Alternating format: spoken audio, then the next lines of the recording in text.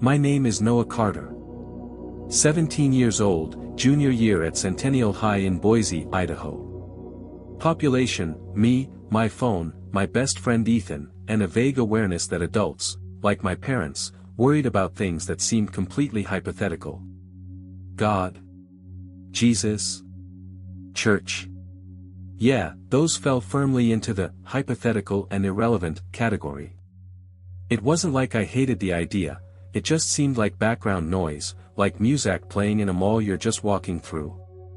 Life was scrolling through TikTok feeds that refreshed faster than my attention span, the constant pinging symphony of group chats dissecting every microdrama of teenage existence, and the glorious, untamed freedom of weekends stretching out like endless highways. My parents went to church sometimes, this big place downtown with decent music but sermons that seemed aimed at people way older, talking about mortgages and stress. They'd occasionally try to talk to me about faith, usually on Sunday mornings when I was trying to sleep in. Noah, it's important, my mom would say gently. It gives you a foundation. I'd mumble something non-committal, grab my phone, and disappear back into my digital world. Foundation for what? I had my friends, my plans, vague ones, involving maybe college, definitely getting a car that wasn't my mom's old minivan, and the unshakable conviction of youth that I had all the time in the world. I was invincible. Tragedy, real consequences, death, that was stuff that happened to other people, distant headlines, plot points in video games. Not me. Not my world. Boise was home, a comfortable city nestled against the foothills, familiar and predictable. School was the epicenter of my predictable universe. Walk the same hallways, sit through classes ranging from mind-numbing, Algebra 2, to occasionally interesting, Mr. Henderson's history class, mostly because he told good war stories, navigate the complex social hierarchies of the cafeteria.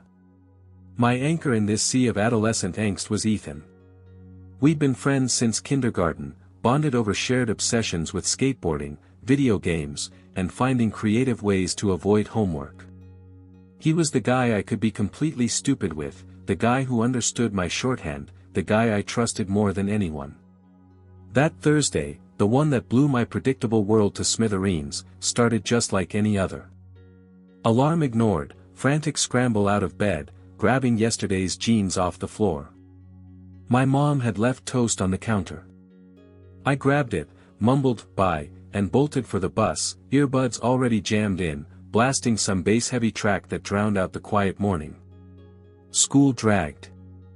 I aced a pop quiz in history, thanks, Henderson, bombed one in chemistry, predictable, and mostly doodled in my notebook during English, occasionally glancing over at Maya Rodriguez, wondering if I'd ever work up the nerve to actually talk to her beyond, "Can I borrow a pencil?" Lunchtime was the usual escape. Me and Ethan found our regular table in the noisy cafeteria, trading insults, dissecting the latest gaming news, and arguing about the upcoming spring formal. "Dude, you gotta ask Maya," Ethan insisted, shoving fries in his mouth. "She totally smiled at you in the hallway yesterday." "That wasn't a smile, man, that was pity," I shot back, though my heart did a weird little jump. Besides, what if she says no? In front of everyone? So. "Risk it for the biscuit," he laughed, punching my arm. "Worst case, you look like an idiot. Best case, you're dancing with Maya Rodriguez. Worth the gamble." We spent the rest of lunch strategizing my hypothetical approach, laughing so hard milk almost came out my nose. It felt completely normal, completely safe. Just another Thursday, another layer added to the comfortable, predictable life of Noah Carter. The bells signaling the end of the school day felt like a starting pistol. Freedom. We pushed through the throng of students flooding the hallways, bursting out into the bright afternoon sunshine of the parking lot. "My place?" Ethan asked, already heading towards his ancient, rust-colored Ford pickup, affectionately nicknamed the Rust Bucket. "Yeah, man," I agreed. "Let's grab some snacks first though. I'm starving." I veered towards the edge of the parking lot, aiming for the convenience store across the street. Ethan yelled something about meeting me back at the truck. I think I half-waved without looking back, my mind already on which energy drink and bag of chips to get. I stepped off the curb, maybe pulling my phone out to check a notification that buzzed in my pocket, just for a second. A second was all it took. The screech wasn't just loud, it vibrated through my bones, a primal sound of rubber tortured against asphalt. Time seemed to warp, stretching and compressing all at once. Ethan's voice, screaming my name, Noah. Wasn't just sound, it was pure, undiluted terror, hitting me like a physical force. I whipped my head around, eyes wide. A flash of crimson metal filled my vision, the grille of a car impossibly large, impossibly close. The driver's face, a mask of panic behind the windshield. No time to think, no time to brace, no time for anything except that final, explosive moment of impact. Then, silence. Blackness. Not a fade out, but an instant cut, like flicking off a switch. But the switch didn't stay off. Consciousness returned, not gradually, but suddenly, finding itself, detached. I was floating, weightless, several feet above the pavement. Below me lay a horrifying tableau. My body, flung like a broken doll, limbs at unnatural angles, blood staining the asphalt in a gruesome, widening pool. Students were frozen, mouths agape, or screaming, pointing. A teacher was frantically speaking into a phone, her voice high-pitched with panic. And Ethan, oh God, Ethan. He was on his knees beside my broken form, his shoulders shaking violently, choked sobs tearing from him as he reached out a trembling hand but seemed afraid to touch me. The strangest part.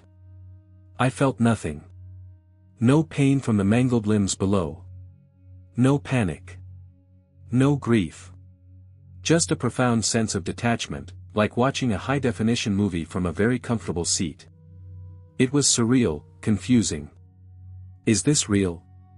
Am I dreaming? What happened? The questions floated through my disembodied mind, but without any emotional weight. Then came the light. It wasn't the gentle beckoning described in near-death stories I'd vaguely heard about. This was an eruption. It tore through the mundane reality of the parking lot scene like a thermonuclear detonation, starting as an infinitesimal point and exploding outwards into a blinding, swirling vortex of incandescent fire. White-hot, golden, electric blue, colors so intense they seemed to vibrate with raw power. It didn't invite, it demanded.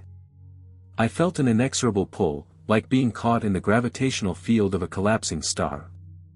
It wasn't a gentle drift, it was a forceful summons, a current of immense energy dragging my consciousness towards its core. Resistance was unthinkable, impossible.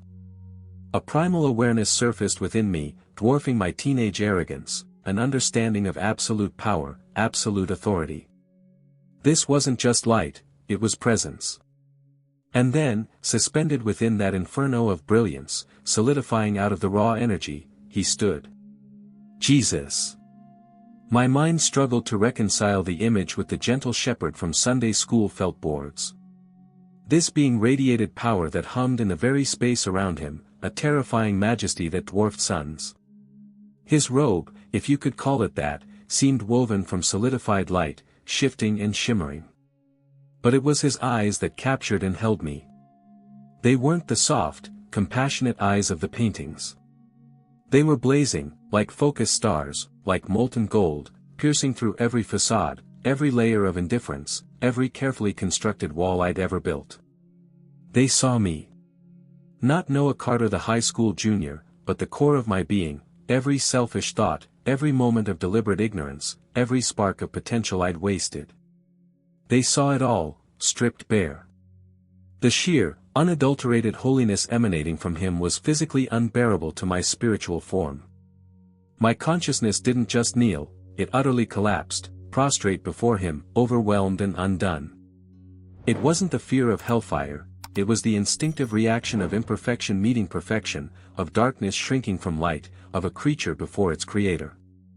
All my coolness, my indifference, my teenage swagger, evaporated like mist in a furnace. Noah, his voice was the sound of galaxies colliding, the roar of cosmic thunder, yet underscored by a current of sorrow so profound it felt like the breaking heart of creation itself.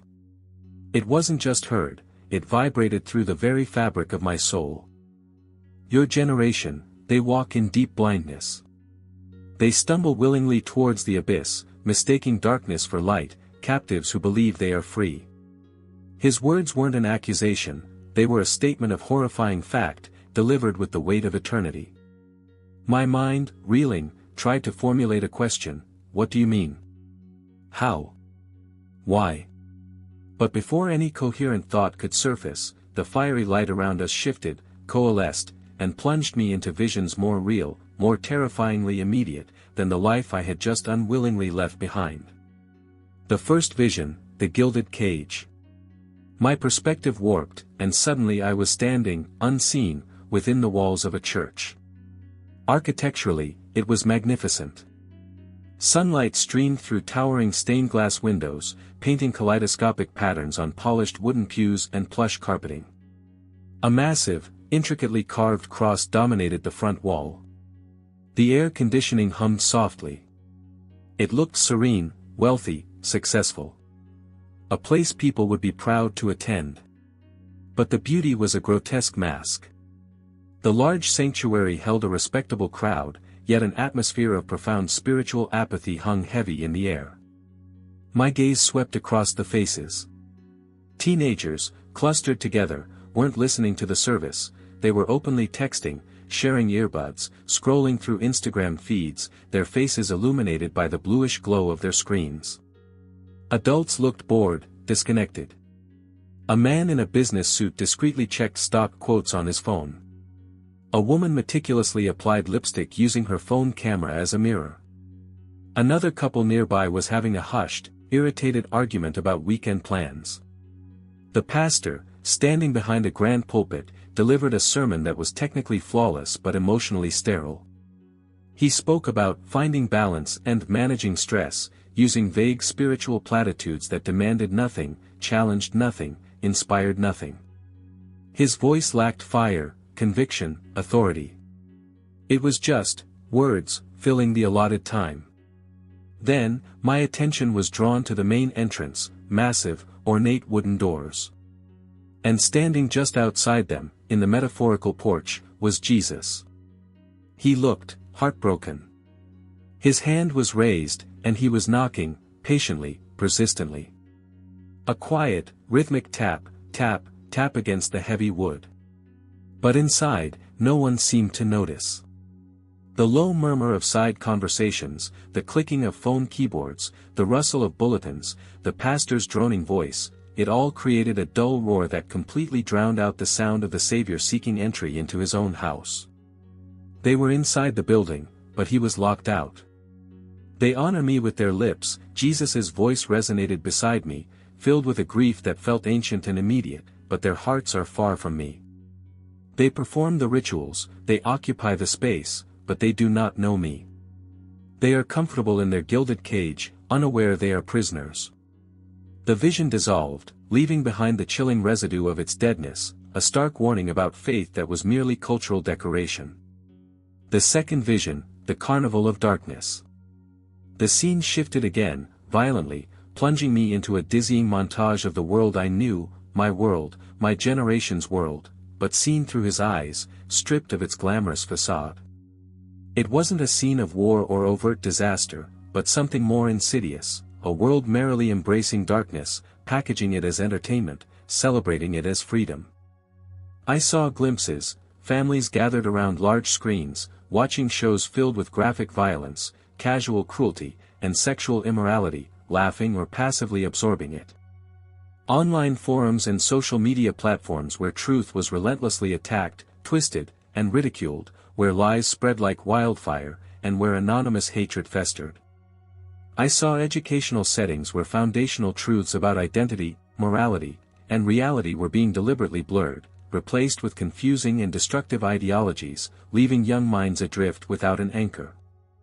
I saw the music industry churning out songs with catchy beats but lyrics that glorified nihilism, rebellion, materialism, and blatant disrespect for God and others. Concerts where thousands chanted anthems of darkness, finding community in shared rebellion. Fashion trends that seemed designed to provoke or degrade. The normalization of things that previous generations would have recognized instantly as destructive, now repackaged as edgy, progressive, or authentic.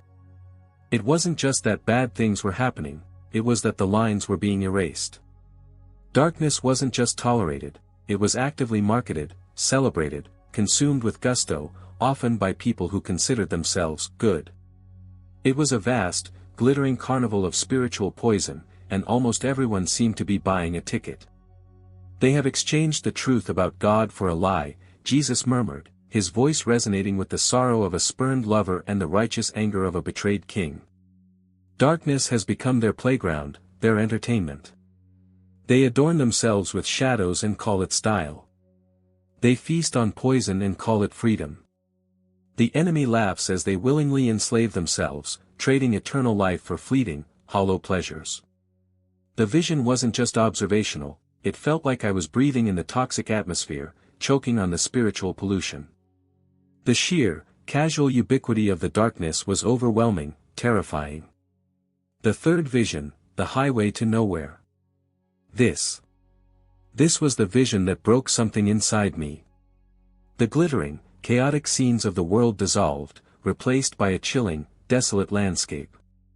I stood on what felt like a precipice, overlooking a vast, gray, featureless plain shrouded in a perpetual, soul-draining twilight.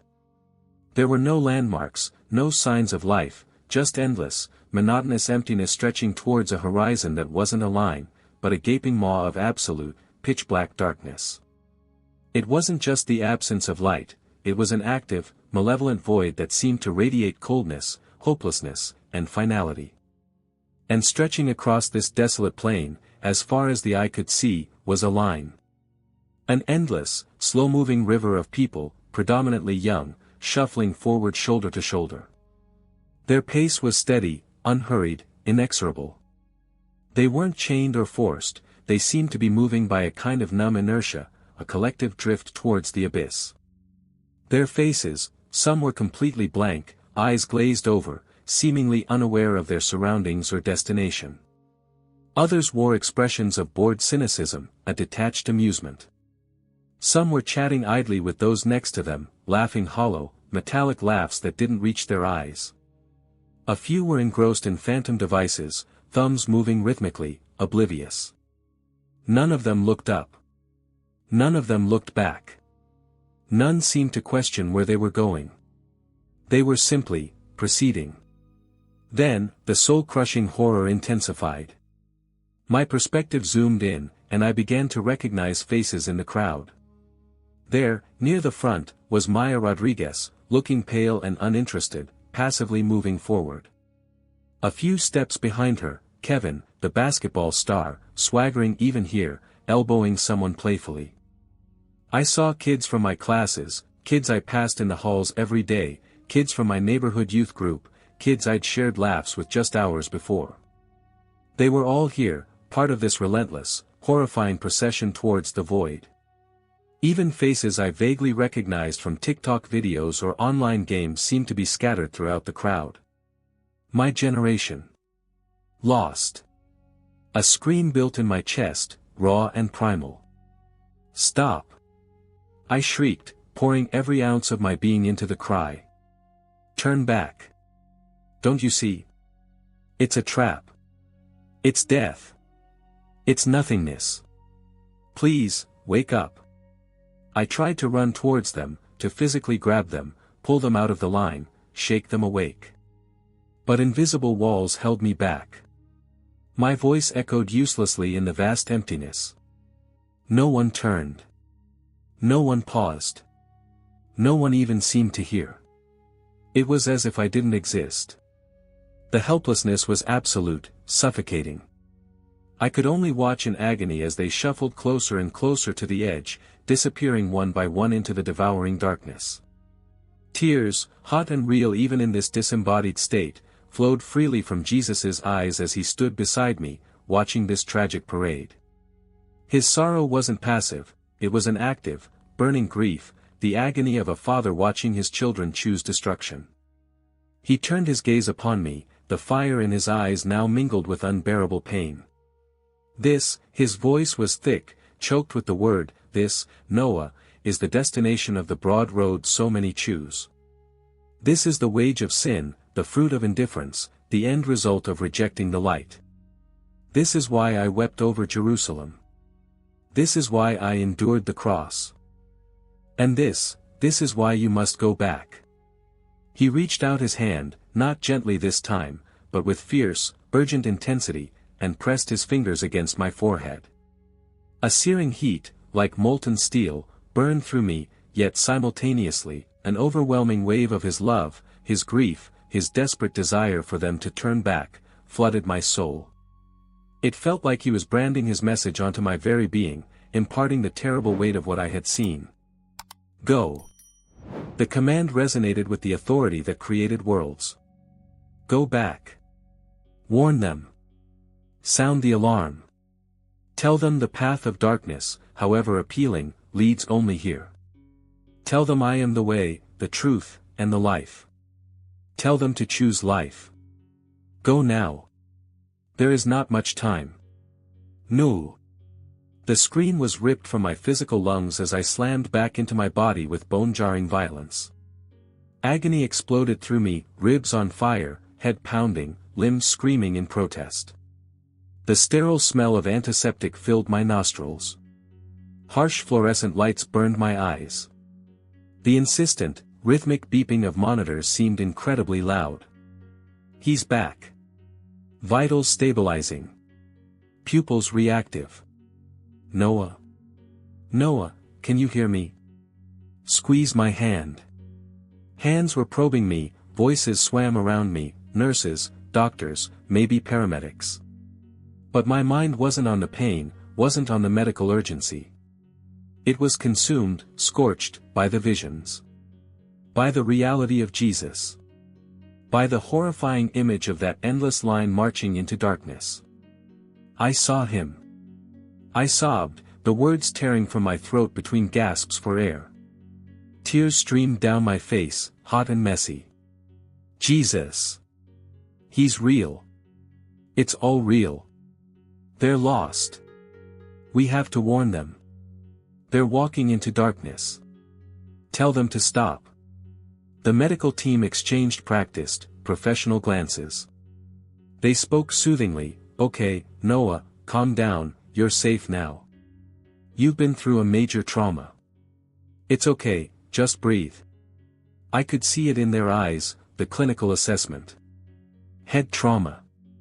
Hypoxia. ICU psychosis. Hallucinations. They documented my frantic words, but they didn't hear them. Not really. Later, stabilized in the ICU, the doctor explained my condition to my distraught parents.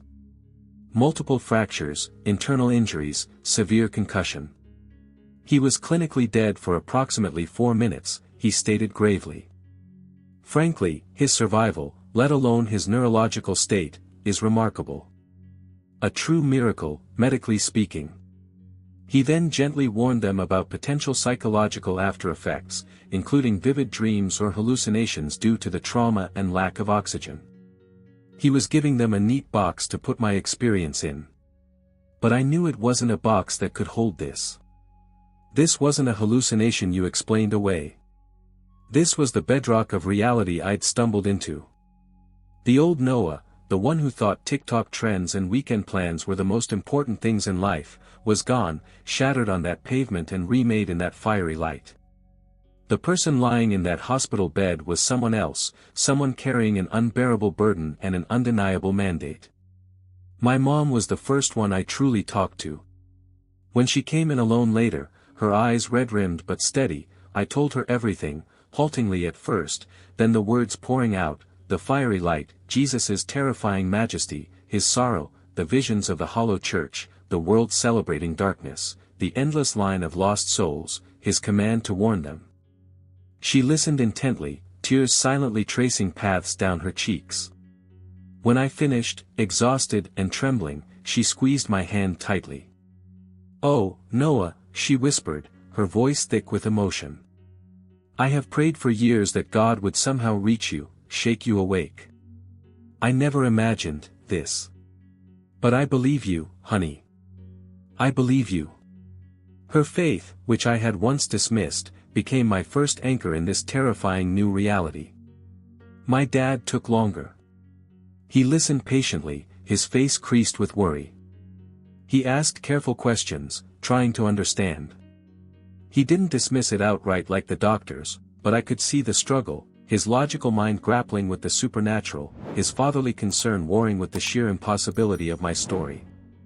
Son, he said finally, I don't understand everything you saw.